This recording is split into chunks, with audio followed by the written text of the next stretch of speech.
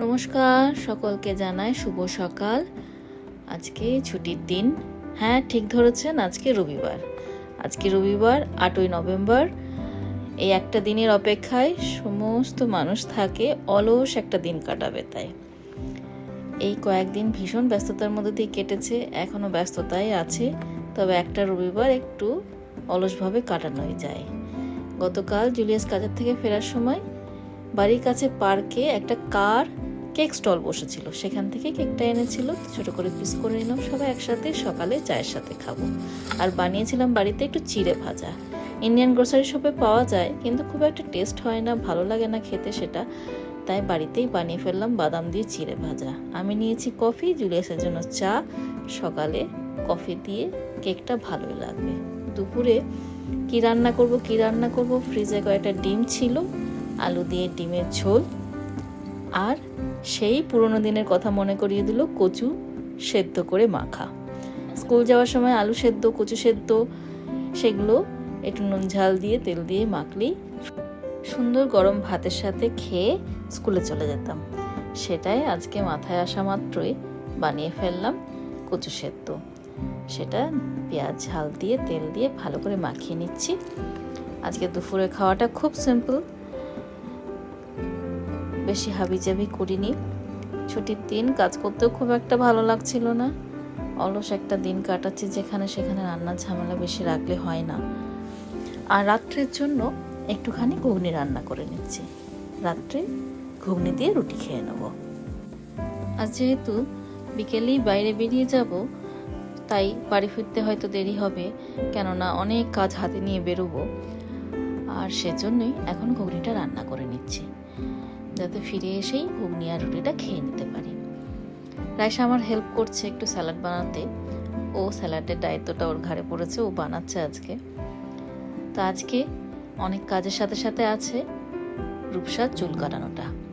ওর চুলটা বেশ ভালোই বড় হয়ে গেছে, আর ভালো ঠান্ডাও পড়ে গেছে জাপানে, তাই আজকে ওর চুলটা কাটিয়ে নেব। কেননা স্কুল থেকে ফিরে এসেই স্নান করার পরে চুলটা শুকোতে বেশ কিছুটা সময় লাগে, ড্রাই করে দিলেও চুলটা শুকোতে সময় লাগে, ঠান্ডা লেগে যায়। তো এই যে আমার সব গোছানো কমপ্লিট। রাইস নিয়ে নিয়েছি, স্যালাড আর ডিমের তরকারি আর কচু ভর্তা। আজকের মেনুতে এটাই ছিল। তো চলুন ঝটপট খাওয়া দাওয়াটা সেরে নিই।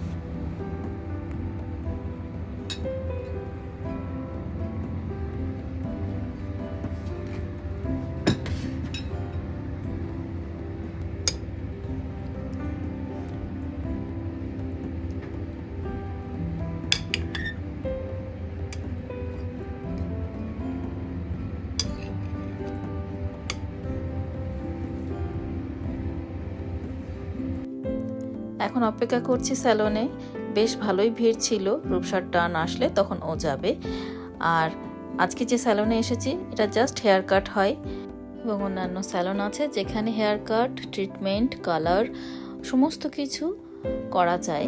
তবে আজকে জাস্ট রূপসার হেয়ার কাটটা করালাম। এই যে লুকস এরকম।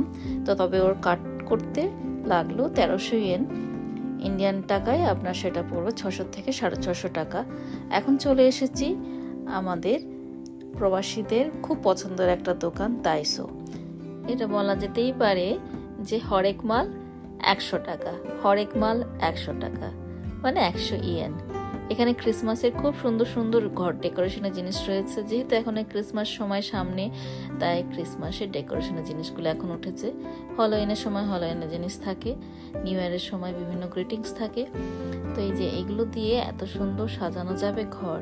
কিন্তু এবছর আমি আর ঘর সাজাইনি, ক্রিসমাস ট্রিও এবছর সাজাইনি, ডেকোরেশন করিনি, কেননা খুব ব্যস্ততার মধ্যে দিয়ে সময় যাচ্ছে। এবছর 2 মেয়ের স্কুল চেঞ্জের ব্যাপার আছে, এখন থেকে তার প্রস্তুতি নিতে হচ্ছে, ব্যস্ততার মধ্যে দিয়ে সময় যাচ্ছে।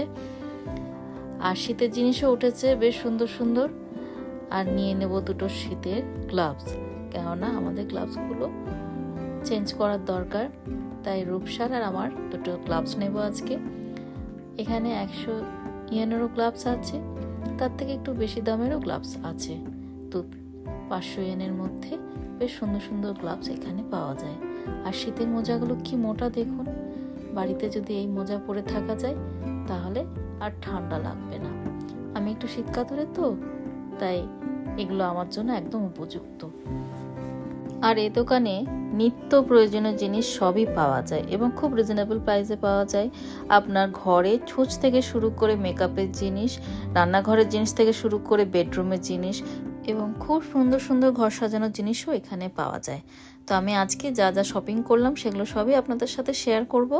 এই যে কফি রাখার জন্য একটা জার নিয়েছি, চা রাখার জন্য একটা জার নিয়েছি। কি সুন্দর এর উপরে লেখা রয়েছে দেখুন, টি, কফি।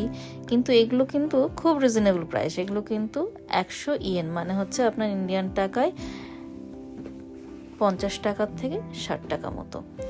আর এই যে বাটি নিয়েছি দুখানা, এটা একটু দাম বেশি, 150 ইয়েন পড়ছে, মানে ইন্ডিয়ান টাকায় আপনার পড়ছে 75 টাকা থেকে 80 টাকা মতো। আর দুটো গ্লাভস নিয়েছি, এই যে এটা রূপসার গ্লাভস আর ব্লুটা আমার গ্লাভস। আর ব্যাটারিও পাওয়া যায় দোকানে, বললাম না, ছুঁচ থেকে শুরু করে নিত্য যা লাগবে সব পাওয়া যায়।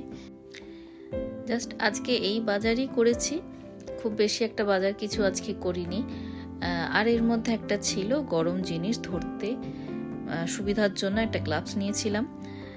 তো এই আমার বাজার আজকে ডাইসোর থেকে করেছি। এই গ্লাভসটা কি সুন্দর দেখুন, রূপসার তো খুব পছন্দ হয়েছে, আমারও খুব পছন্দ হয়েছে। তো এখন কফি এবং চা এর মধ্যে ঢেলে নিচ্ছি। এখন থেকে এটা আমি ব্যবহার করব। কি সুন্দর লেখা রয়েছে, টি অ্যান্ড কফি।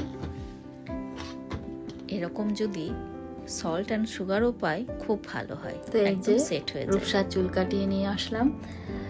রূপসার লুকসটা এখন এরকম দেখাচ্ছে। ওর এতদিন বড় চুলে দেখেছেন আপনারা, এখন ছোট চুল করে ফেলেছি।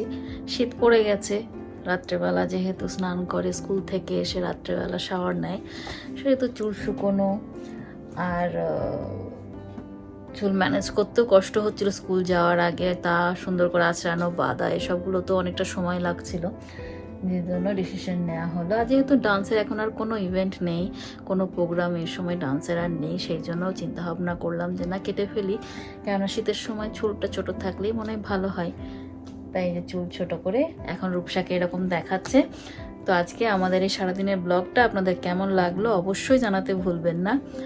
আর ভালো লাগলে নিশ্চয়ই একটা লাইক করে দেবেন, শেয়ার করে দেবেন। তো দেখা হবে আবার নতুন ব্লগে। সবাই ভালো থাকবেন, সুস্থ থাকবেন। Bye bye.